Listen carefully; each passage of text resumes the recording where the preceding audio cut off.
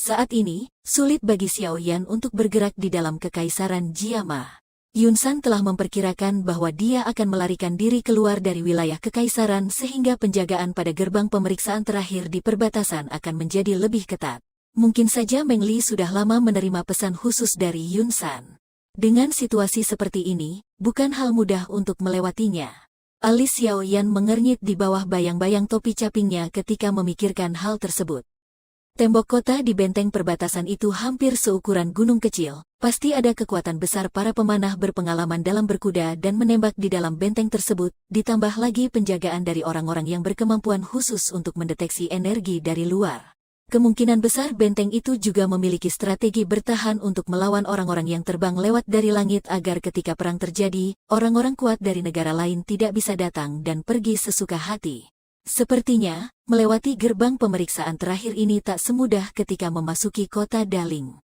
Xiao Yan dengan pelan menghela nafas merasa agak sedikit jengkel. Aku hanya bisa mencoba melangkah melewatinya dan melihat bagaimana keadaannya. Jika memang benar-benar tidak mungkin, maka jalan satu-satunya adalah mengambil risiko dengan memaksa melewatinya.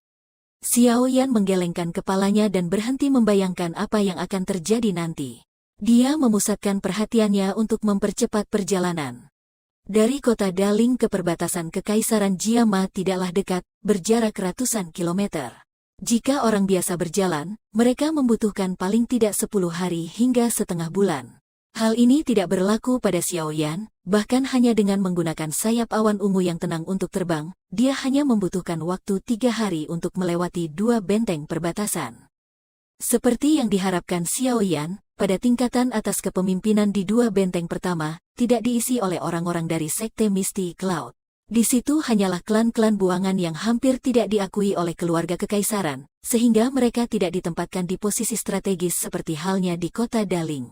Pasukan yang ditempatkan di sana juga tidak terlalu memperhatikan perintah penangkapan Xiao Yan. Hal ini memungkinkan Xiao Yan melewati 2 benteng pertama tanpa bahaya apapun. Meskipun dia telah berhasil melewati 2 benteng, perasaan Xiao Yan tidak sedikit pun menjadi tenang. Dia tahu bahwa yang paling merepotkan adalah benteng besar terakhir yang dikenal sebagai gerbang Zengui. Gerbang yang difungsikan sebagai benteng militer perbatasan kekaisaran untuk menghalau kekuatan negara lain. Tidak berlebihan jika menggambarkan pertahanan di sana sebagai benteng perangkap seperti jaring. Semua prajurit yang ditempatkan telah benar-benar memiliki pengalaman perang yang mumpuni. Mereka jauh lebih baik dan tidak bisa dibandingkan dengan pasukan yang menjaga kota-kota di dalam kekaisaran, yang hanya bisa berfoya-foya tanpa tugas yang berat. Benteng inilah pertahanan terakhir yang akan mencoba menghalangi Xiao Yan meninggalkan kekaisaran Jiama. Jika Xiao Yan mampu keluar dari tempat ini, dia akan benar-benar menjadi seperti naga yang meluncur di laut lepas atau seekor elang yang terbang membubung di langit biru. Tidak akan ada lagi yang mengikatnya. 2 hari setelah melewati benteng kedua, benteng besar yang megah dan kokoh di perbatasan kekaisaran Jiama itu akhirnya muncul di depan mata Xiao Yan. Xiao Yan berdiri di atas lereng gunung dan menatap tembok besar yang hampir tak berujung. Dia seolah merasakan aura tekanan yang teratur yang samar-samar dipancarkan dari tembok kota. Kekuatan gabungan puluhan ribu tentara dan kekuatan ganas yang menyerbu ke langit kemungkinan lebih berbahaya jika dibandingkan dengan formasi gabungan Sekte Misty Cloud. Kebebasan seekor naga yang kembali ke lautan luas ada di sisi lain tembok kota ini. Namun, Xiao Yan harus berjuang sekuat tenaga. Benteng besar ini seperti harimau ganas di tengah jalan, menghalangi jalan terakhirnya. Memaksa terbang tidak akan menjadi cara yang dapat diandalkan. Selain berhadapan dengan para pemanah, perintah larangan terbang di perbatasan juga telah dikeluarkan Kekaisaran Jiama sudah lama. Dengan keadaan seperti ini, aku hanya bisa mencoba dan melihat apakah aku bisa menyelinap melalui kerumunan. Tatapan Xiao Yan menyapu jalan di mana sekelompok orang dengan kereta kuda itu datang dan pergi. Dia ragu-ragu sejenak, mundur perlahan dan akhirnya menghilang di antara lalu lalang manusia. Di jalan tanah kuning, kelompok besar yang berukuran hampir 100 orang berbaris maju dengan cepat menuju benteng besar. Dari pakaian yang dikenakan kelompok orang ini, tampaknya mereka kelompok tentara bayaran. Dengan jumlah anggota ratusan orang, kelompok tentara bayaran seperti itu berarti bisa dianggap sebagai kelompok menengah di dalam Kekaisaran Jiama. Karena gerbang Zengui dekat dengan perbatasan, suasana kacau di sini sangat disukai oleh kelompok tentara bayaran tertentu. Mereka tidak suka mengambil jalan aman hanya dengan berburu binatang ajaib untuk mendapatkan uang. Sebaliknya, mereka lebih senang menjadi kelompok tentara bayaran perang yang disegani. Dengan kata lain, mereka membantu pihak tertentu dalam perang dan menuai imbalan besar atas bantuan mereka. Meskipun hadiah semacam ini sangat besar, tetapi tingkat bahayanya juga sangat tinggi. Di dalam medan perang semacam itu, beberapa ratus tentara yang terbunuh jika mereka tidak waspada merupakan sesuatu hal yang biasa. Selain itu semua, hal paling utama yang menjadikan perbatasan ini ramai adalah karena dari sini, menuju arah timur setelah melewati beberapa negara atau suku kecil, terdapat wilayah khusus yang terkenal di seluruh benua yang disebut sebagai wilayah Black Corner.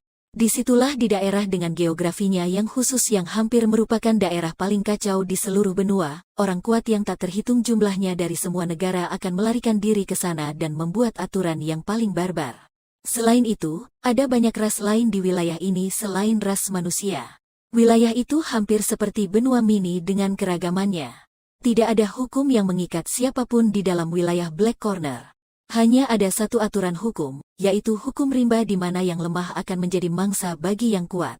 Ini adalah wilayah yang kejam, tidak akan ada yang menghentikan seseorang bahkan jika dia memutuskan untuk secara terbuka menggoda wanita di jalanan. Tentu saja harus tetap berhati-hati dan memilah. Jika tidak, nasib buruk malah menjadi hadiahnya. Karena jika ada wanita yang bertahan hidup di sana, maka dia biasanya lebih hebat daripada seorang pria. Selain itu, wilayah Black Corner juga bisa disebut sebagai pusat pertukaran informasi di dalam benua. Banyak informasi mengalir keluar dan masuk dari tempat ini setiap hari. Jika seseorang ingin terkenal di seluruh benua, wilayah Black Corner dapat memberikannya jalan pintas tercepat. Syaratnya, seseorang itu harus memiliki kekuatan dan modal yang cukup. Jika tidak, hidupnya akan selesai di tempat ini. Menyandang gelar sebagai wilayah kacau yang terkenal di seluruh benua, setiap hari wilayah Black Corner akan ada orang kuat yang sekarat dan sebaliknya ada orang kuat lainnya yang masuk dari wilayah luar. Wilayah ini dipenuhi dengan kematian, tetapi juga dipenuhi dengan tantangan dan godaan. Di tempat ini, banyak dijumpai hal-hal yang sulit didapat orang di dunia luar seperti metode Ki kelas tinggi, berbagai jenis senjata ampuh, kuali obat, bahan obat, obat tingkat tinggi, dan lainnya. Hal itu jugalah yang menjadikan salah satu daya tarik bagi orang luar untuk memasuki wilayah ini. Selain itu, dikabarkan bahwa metode Ki kelas D telah muncul 2 kali di dalam rumah lelang wilayah Black Corner. Tentu saja, jika seseorang ingin mendapatkan semua ini, ia harus membayar mahal. Bisa dengan koin emas, atau juga dengan pertukaran yang sepadan. Tidak ada yang gratis di dalam wilayah Black Corner. Nafsu dan angkara murka akan selalu menyelimuti hati manusia. Oleh karena itu, meskipun orang tahu bahwa wilayah ini diselimuti oleh suasana bahaya, masih ada banyak gelombang demi gelombang orang yang berdatangan ke tempat ini. Tujuan mereka mungkin adalah jalan pintas untuk cepat menjadi terkenal di seluruh benua atau mungkin untuk dapat memperoleh metode Ki kelas tinggi, teknik Do, atau pil obat dan untuk mendapatkan kekayaan besar. Dan di sanalah Akademi Jianan yang terkenal di seluruh benua Do Ki berada. Di tengah, wilayah Black Corner. Kawasan damai di wilayah Black Corner hanya ada dalam Akademi Jianan dan di sekitar bagian luarnya. Siapapun yang membawa hawa nafsu dari dalam wilayah Black Corner ke tempat ini, akan menjadi mayat di pohon besar yang terletak di garis batas antara Akademi Jianan dan wilayah Black Corner. Hal ini terjadi selama bertahun-tahun tanpa ada pengecualian. Pohon besar itu disebut pohon roh mati. Sementara itu, sekelompok besar tentara bayaran melintas di jalan, menendang debu kuning yang menutupi jalan. Tawa dan kelakar berulang kali bergema di sepanjang jalan. Di depan dipimpin dengan kelompok berkuda, di belakangnya ada beberapa orang yang mendorong kereta kuda dan membawa jubah. Mereka tidak mengenakan pakaian yang sama dengan tentara bayaran yang berada di depannya. Ini karena mereka hanyalah beberapa pelayan yang bertanggung jawab untuk mencuci pakaian, menyiapkan makanan, dan membangun tenda. Di antara kelompok pelayan yang wajahnya tertutup debu jalanan, Xiao Lian terlihat mendorong kereta sambil mengenakan topi rusak di kepalanya. Selain sepasang mata berwarna hitam yang terlihat jelas, sisa wajahnya yang tertutup debu hampir sepenuhnya tersembunyi di bawah tanah kuning. Sepintas, dia tidak tampak berbeda dari para pelayan di sampingnya. Memang layak disebut benteng yang menjaga perbatasan. Ukurannya benar-benar menyebabkan orang menjadi takjub. Jauh dari apa yang bisa dibandingkan dengan kota-kota lain di dalam Kekaisaran Jiama.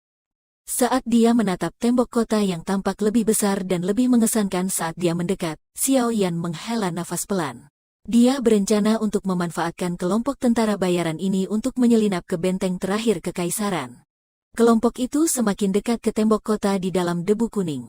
Ketika mereka berada beberapa ratus meter dari gerbang kota yang sangat besar, Xiao Yan menyipitkan matanya dan melihat langit di atas tembok kota. Tampaknya ada lonjakan energi yang samar yang tak terlihat di sana. Memang ada pendeteksi energi di sana. Beruntung aku tidak mencoba terbang dengan paksa. Kalau tidak, energi tak kasat mata itu mungkin akan segera menangkap pergerakanku. Dengan peralatan panah khusus yang telah dilengkapi di benteng militer semacam ini, kemungkinan aku akan menjadi target empuk bagi mereka. Xiao Yan sedikit mengernyit. Jika dia meminjam kekuatan Yao Lao, busur biasa akan sulit melukainya. Namun, peralatan logam langka yang dibuat secara khusus akan membuatnya kerepotan, apalagi jika dia terjebak dalam posisi yang tidak siap. Energi Yao Lao hanya bisa membuat kekuatan Xiao Yan bertambah, tapi itu tidak akan menyebabkan tubuhnya terlindungi. Terlebih lagi, sebagai kerajaan yang begitu besar, sulit bagi seseorang untuk percaya bahwa tidak ada apapun di benteng ini yang dapat menangani orang kuat kelas atas. Xiao Yan juga telah banyak mendengar berbagai macam peralatan misterius yang langka berada di tempat itu dan dia belum tahu seperti apa kekuatannya. Tatapan Xiao Yan mendarat di gerbang kota yang menjulang tinggi saat jaraknya semakin dekat. Pertahanan gerbang kota yang bisa dianggap sangat kuat membuat alisnya menyatu erat. Ketika dia berada sekitar 100 meter dari tembok kota, kelompok yang ditungganginya akhirnya berhenti perlahan. Dua pria yang menjadi ketuanya berjalan keluar dari depan kerumunan tentara bayaran. Setelah itu, mereka melambai dan memimpin rombongan menuju gerbang kota. Melihat cara mereka berdua tersenyum saat berbicara dengan para penjaga, tampaknya mereka cukup akrab satu sama lain. Sepertinya ini bukan pertama kalinya mereka datang ke gerbang Zengui. Mereka berdua berbicara dengan penjaga untuk waktu yang lama sebelum tangan penjaga berwajah dingin bergerak sedikit menerima imbalan pelicin dari pemimpin kelompok tentara bayaran. Baru kemudian dengan agak ragu-ragu mengangguk, dia menunjukkan isyarat tangan kepada orang-orang di belakangnya agar berjalan melewati sisi samping. Xiao Yan tidak bisa menahan diri untuk menghela nafas lega ketika melihat para penjaga akan memperbolehkan lewat tanpa menggeledah kelompok itu. Tubuhnya yang tegang juga menjadi jauh lebih rileks. Lalu kemudian dengan buru-buru dia menundukkan kepalanya dan mendorong gerobak dengan tangannya yang dipenuhi keringat.